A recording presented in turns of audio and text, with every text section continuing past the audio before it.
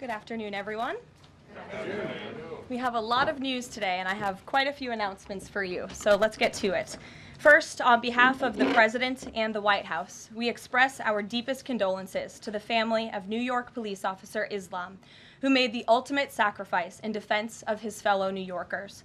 As the funeral services are held in New York City today, everyone at the White House is keeping the officer's family, friends, and fellow NYPD law enforcement officers in our thoughts and prayers. The President has always, and will always, proudly stand with our men and women in blue. May God bless Officer Islam and the other individuals who were tragically killed in this senseless act of violence. In other news, President Trump's working visit to Scotland was a huge success. In less than 48 hours, President Trump brokered the biggest, most impactful trade deal in history and prevented a war in Asia for the second time since he took office. We have never had a president who wields the full power of the United States to negotiate good deals for our country and its people like President Trump.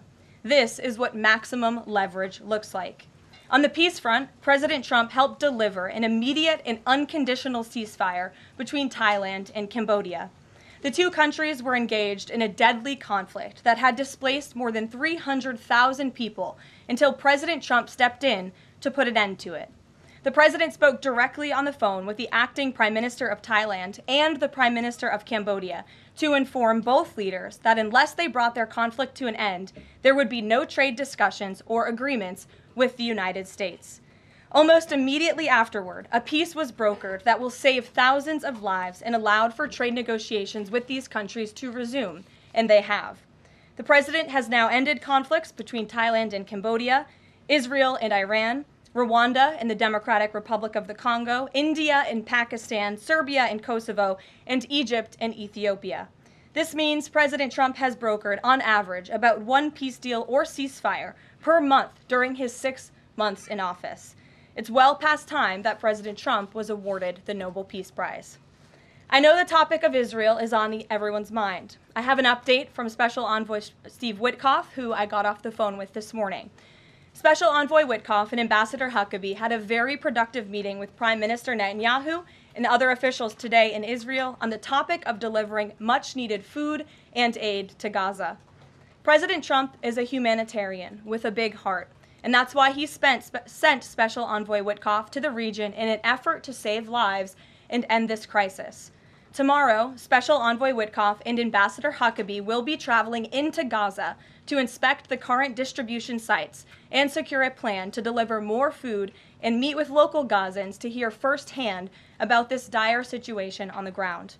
The Special Envoy and the Ambassador will brief the President immediately after their visit to approve a final plan for food and aid distribution into the region, and we will provide more details for all of you once that plan is approved and agreed on by the President of the United States.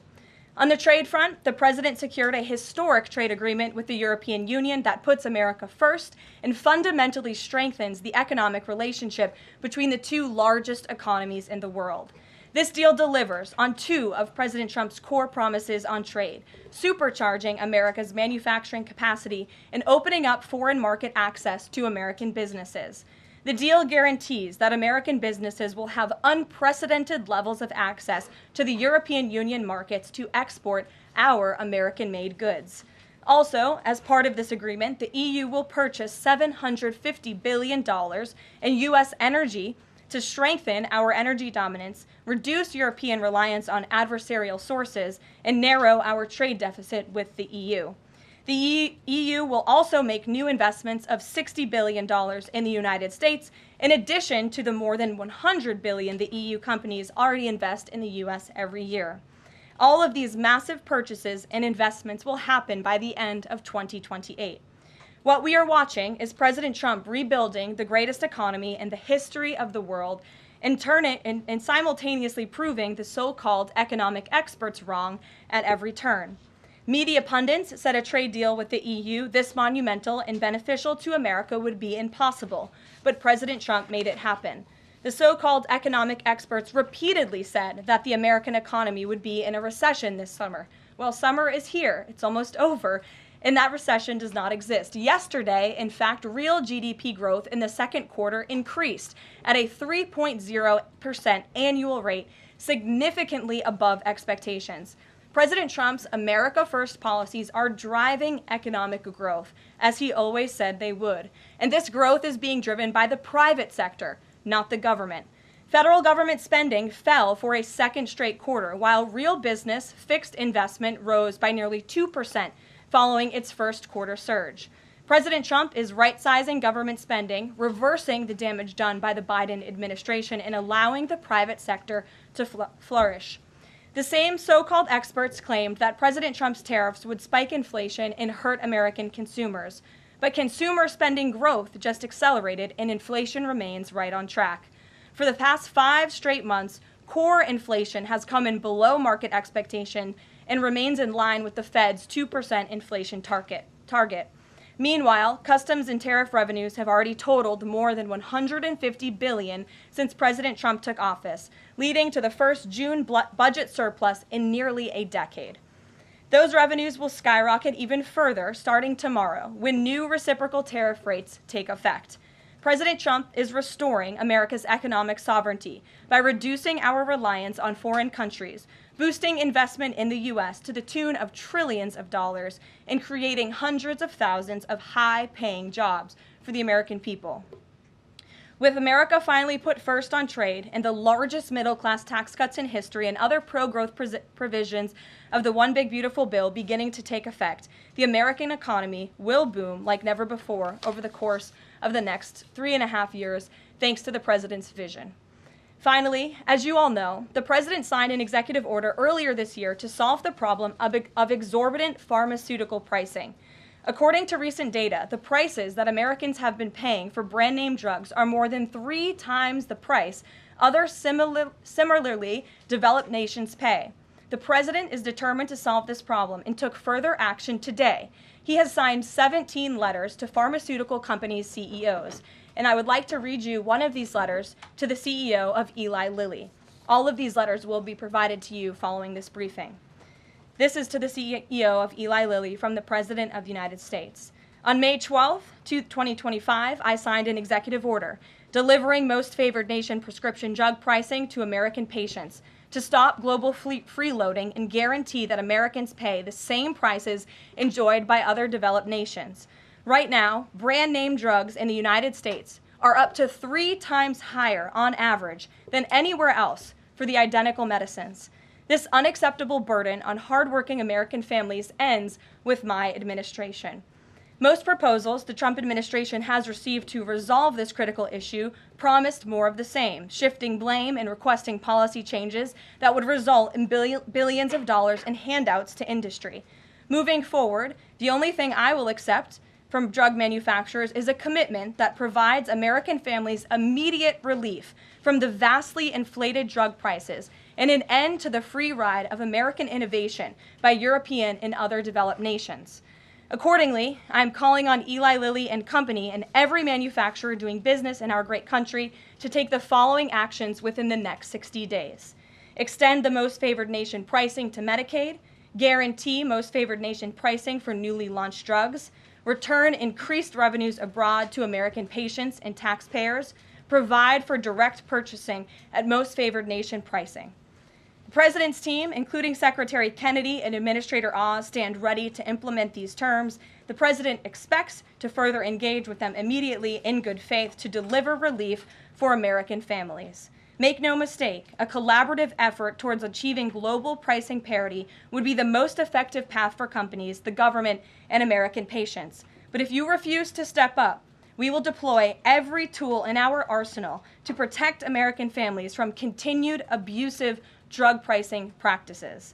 Americans are demanding lower drug prices, and they need them today.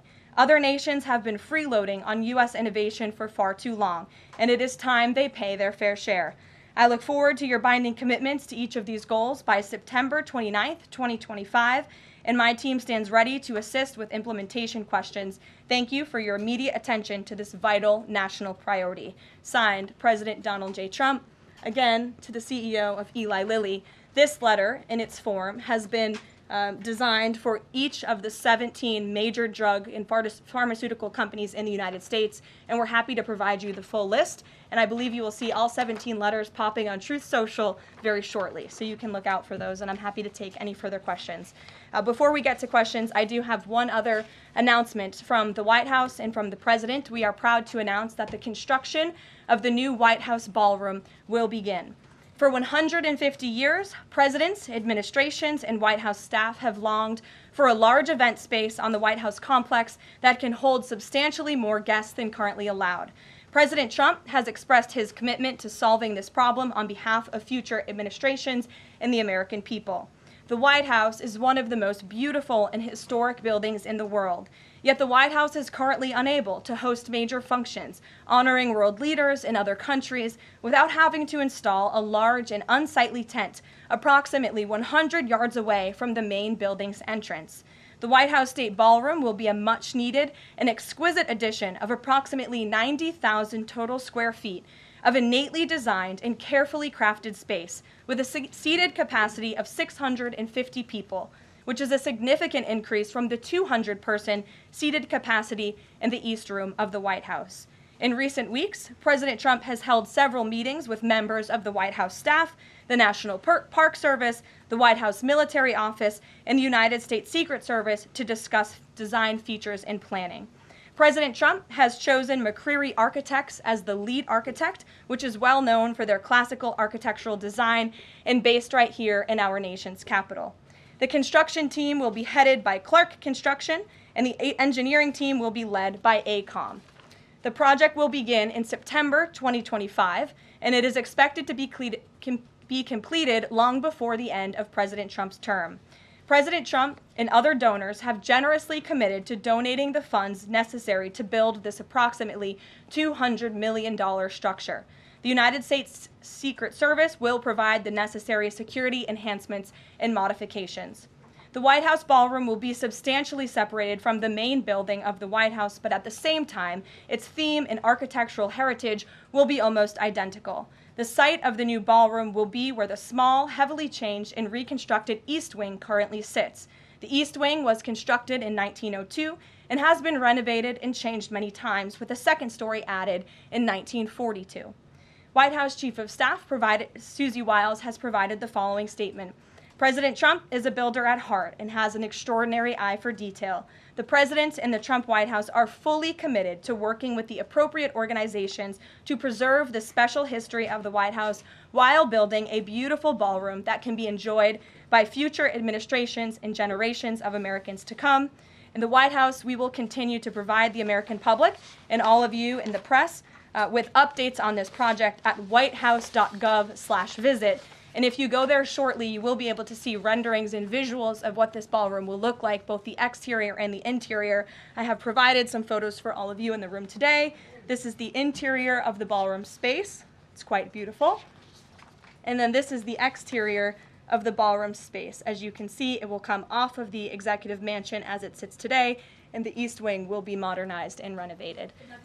We're happy to answer any further questions on that, Jennifer. Since you're so eager, I will go to you, but first, as always, I want to start with our new media seat, Ben Weingarten. Why don't you go ahead, Ben? Thank you. In light of the release, the declassification of the annex to the Durham report today, beyond any potential prosecutions, the outcomes of which will likely be uncertain, what does the President believe justice for Russiagate ought to entail? Might it include restitution for those whose lives were upended as a consequence of Russiagate, and perhaps a major reorganization of the national security apparatus? Well, I think a major organization of the national security apparatus, at least here at the White House within the National Security Council, has indeed taken place, and the President entrusts his current CIA director, John Ratcliffe, and our ODNI director, Tulsi Gabbard, to make the necessary changes to ensure classified intelligence, especially that could implement or hurt the national security of our country, does not make its way into the hands of irresponsible actors who want to politicize that intelligence for their own end. Since you brought up the declassification report that was put out by Senator Grassley today, I'm glad you brought it up, because this should be a story every outlet in this room should be covering. This is further evidence that Hillary Clinton approved the Russia hoax against President Trump. Her campaign financed it. Again, she approved approved it, and the FBI and the CIA were both weaponized to, as our director of CIA has said, accelerate this hoax against then candidate and former President Trump. To answer the heart of your question, the president wants to see justice served, and he trusts the Attorney General and the Department of Justice to implement that justice and hold these people accountable. One more question, briefly, Sure. if I may, on a totally different topic. There's been legislation reintroduced in the House and Senate on designating the Muslim Brotherhood as a terrorist organization. The Muslim Brotherhood is considered by many to be the fountainhead of Sunni Islamic supremacism from which Hamas and other groups have spawned, with a nexus to domestic organizations as well. Does the president support designating the Muslim Brotherhood as a terrorist organization? Frankly, I'm not sure because I haven't talked to him, and I would never want to get ahead of the National Security Council on specific designations. It sounds like something this administration would support, but we can get a firm answer for you. How's that? Thank you. Thanks for being here. Jennifer, go ahead.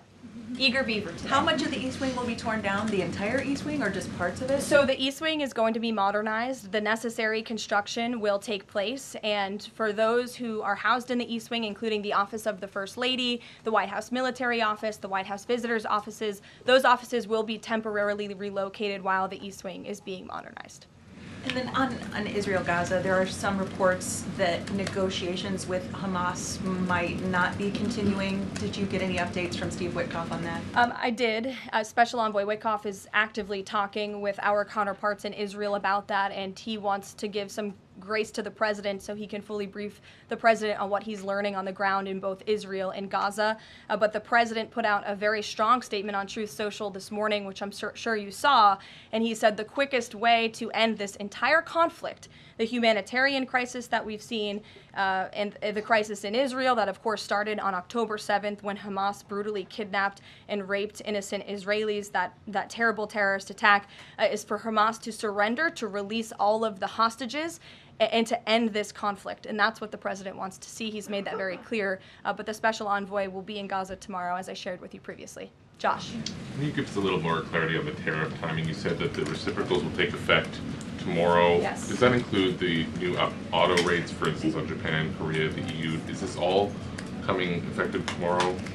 So some of the countries you just mentioned, Japan, South Korea, they have bespoke trade deals that the president cut, which, just to backtrack for a second, Josh, we promised that the president would negotiate with countries all around the world to cut tailor-made trade deals depending on those countries' challenges, how badly they've ripped off the United States of America and our manufacturing industry and our workforce in the past. And he has done that. Of our 18 major trading partners, 2/3 of those trading partners have a deal.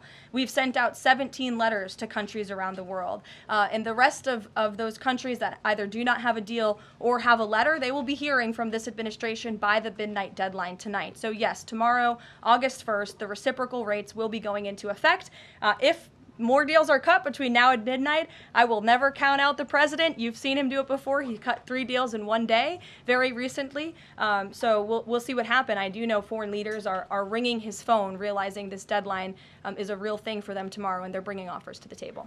And we're reporting that the president wants to meet David Solomon of Goldman Sachs today. Can you say what they'll discuss, if anything, in that meeting? I won't discuss the president's private meetings from this podium, and it hasn't taken place yet unless he gives me liberty to do so. And finally, have you talked with the president about his position on the stock trading ban bill before Congress? He obviously had pretty loaded comments about Senator Hawley. There's some reporting that they've since spoken. What is his position on the current status of that bill? The president has spoken to Senator Hawley, who called him, and the president took that call.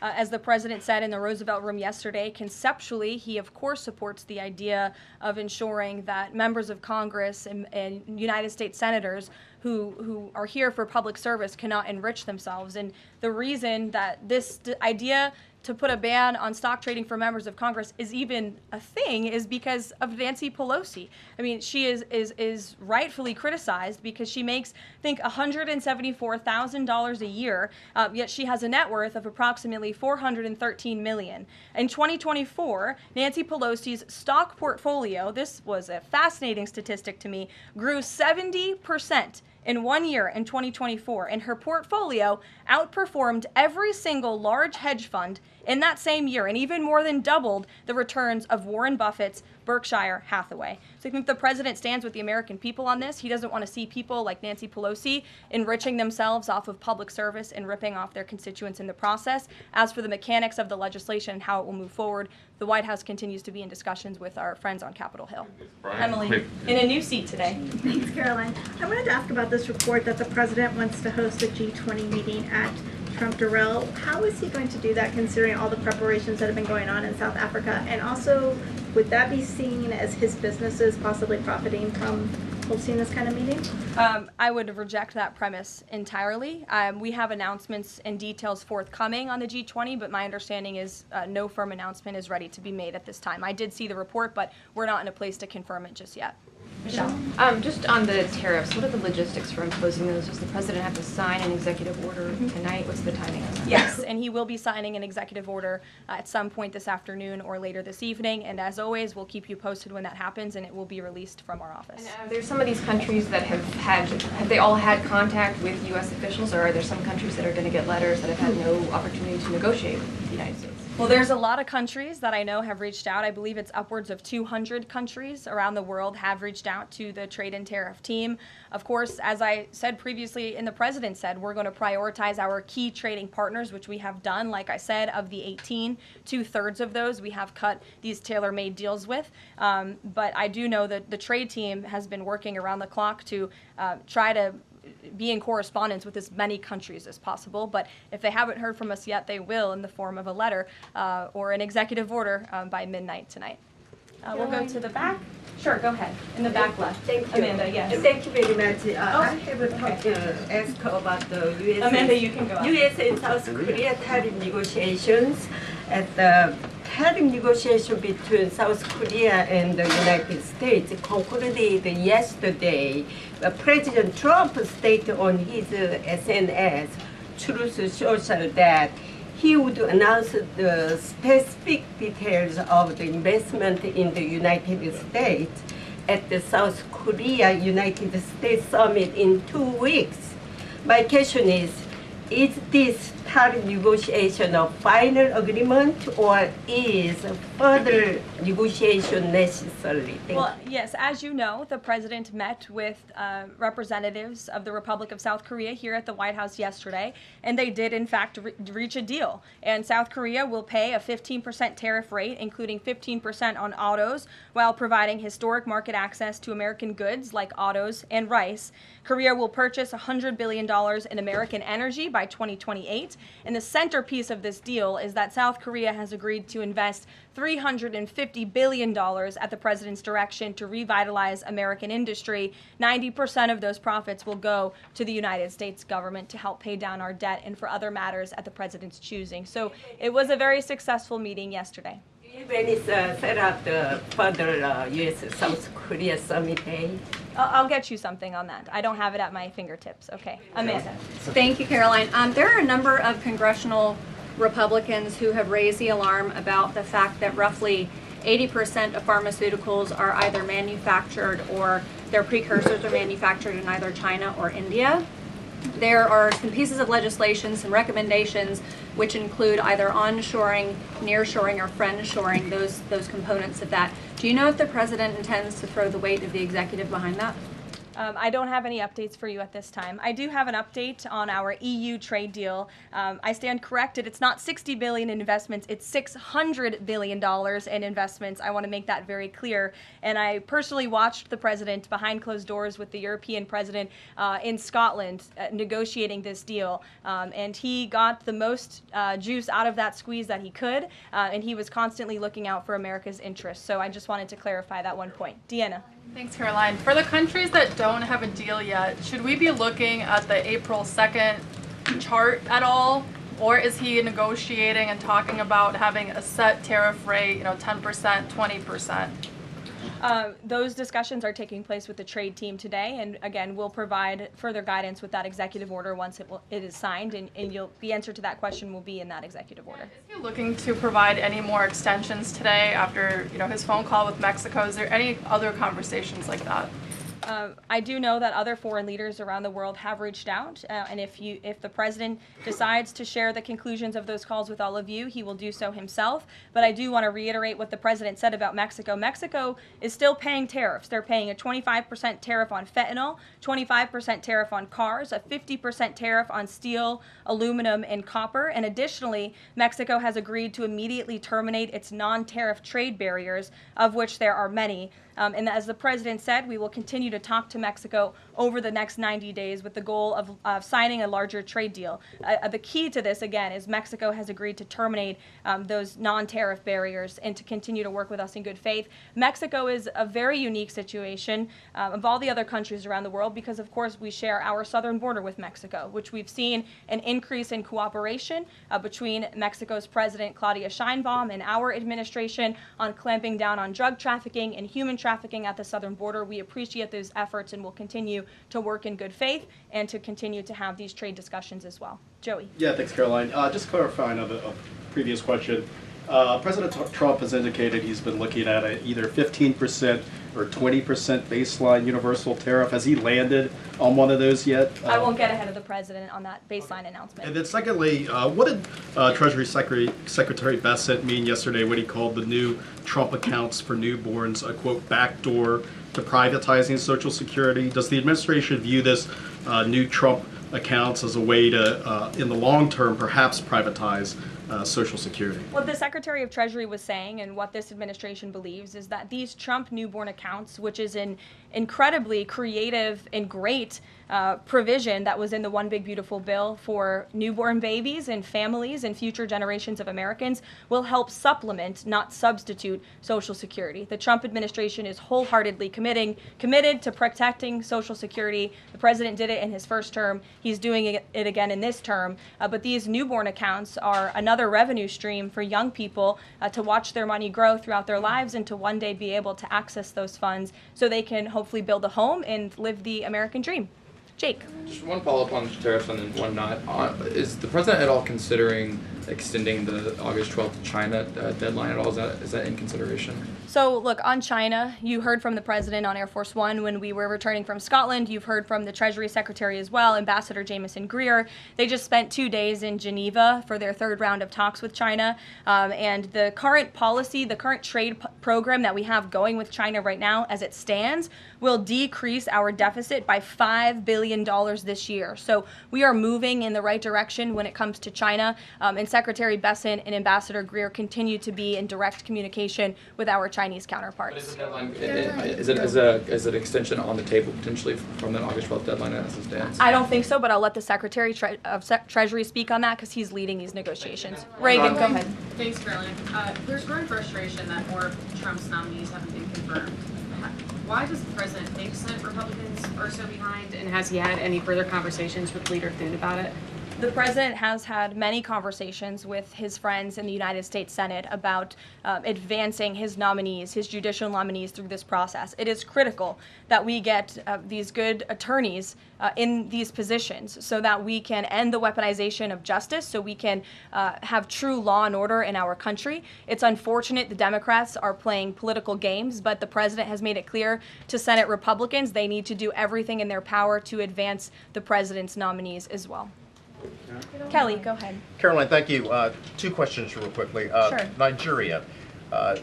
Congressman Chris Smith, Republican from New Jersey, is calling upon the President of the United States to do something in terms of imposing perhaps sanctions on Nigeria for the persecution of Christians living in the northern part of Nigeria by radical Islamic groups. Has he contacted the President yet? And do you know if there's any action that the President will take? I'm not tracking a call between the president and the head of Nigeria. I know the president wholeheartedly condemns the persecution of Christians or, frankly, of people of any faith all over the world, but I don't have any updates for you in terms of sanctions in this part of the world. My second question, Caroline, deals with immigration here in America. As you know, a lot of deportation has been going on. ICE has been going after violent criminals that are here illegally, and rightly so. In the midst of that, there are some evangelical pastors who are stating that it may have gone to a point of being indiscriminate and actually getting innocent people, like members of the clergy, Has the president and has ICE looked at that to see how they can actually go after those violent criminals, but also make sure that members of the clergy are still not being deported? Well, look, the administration has always maintained the position that anyone who illegally crosses our nation's borders is subject to deportation. That's just the law of the land, and we must be a nation that enforces our laws.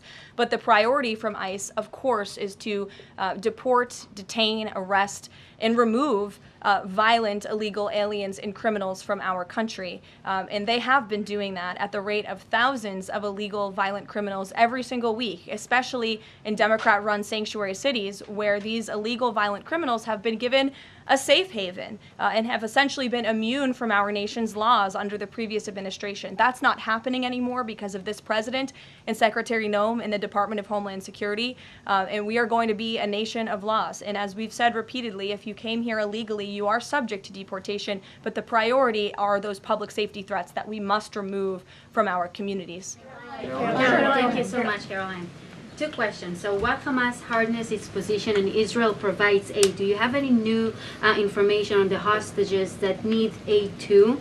And second question, we heard President Trump criticize President Macron and Prime Minister Starmer for their statement about recognizing a Palestinian state.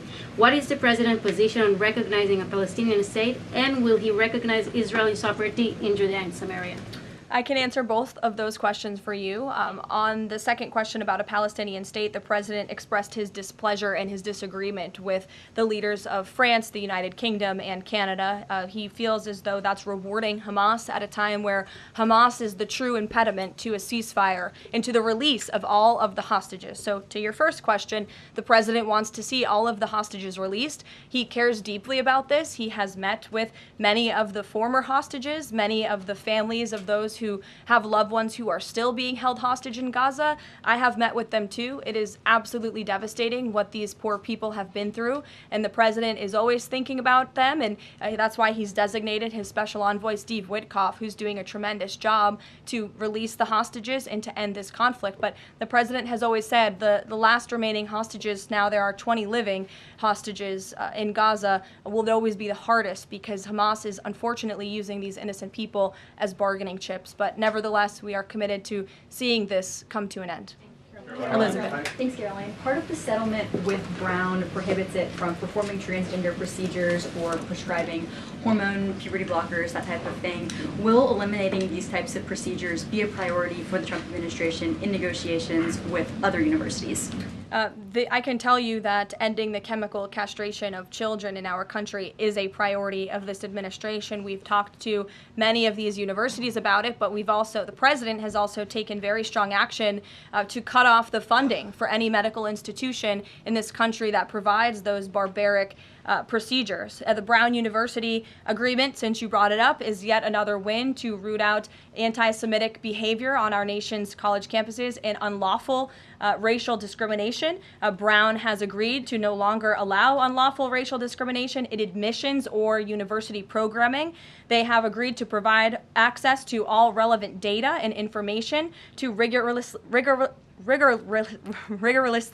assess compliance with its commitment to merit-based admissions, and they will pay $50 million over 10 years to state workforce development organizations that comply with anti-discrimination laws, supporting regional economic growth and career opportunities. Brown will also adopt the definitions of male and female from President Trump's executive order, defending women and gender ideology extremism for women's sports, programming, facilities, and housing. Brown will no longer perform gender reassignment surgeries on minors or prescribe them puberty blockers or cross-sex hormones.